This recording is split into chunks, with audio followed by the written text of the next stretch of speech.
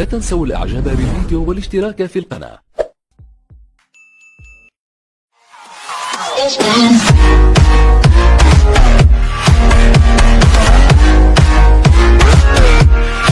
اللي مازال ما دارش الجيم والاشتراك في القناه، دابا يدير الجيم ويدير الاشتراك حتى يعني يصل الجديد لكل ما هو مهتم بمجال العقار هنا في مدينه الداخله والنواحي. بالنسبه للحلقه اليوم صراحه مغايره على العنوان اللي كنت طرحت عليكم في الحلقه اللي فاتت، انني غادي نهضر على الاثمنه. منظر جميل معروفه بتجزئات البوليس هنا في الداخل، لكن بعد ما تلقيت بزاف ديال الرسائل والاتصالات حول البيكا 40 والمهريز، يعني التجزئات الغير مجهزه بالنسبه للبيكا 40 وكذلك برغندوس يعني مهريز.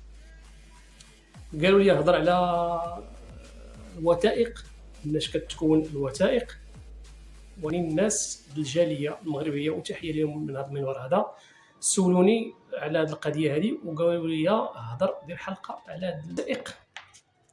كتكون من شهاده نحاول نعطي معلومات. كتكون من شهاده الاستفاده كيف كتشوفوا، والكروكي ديال البقعه. مثلا هذيك البقعه كاين ام 47 كيعطيو كاين في كروكي، يعني من شاري فاش كاينه الوجهه اللي كتطلع عليه كيف ما كتشوفوا في الصوره. هذا هو الكروكي ديال البلان ديال البقعه.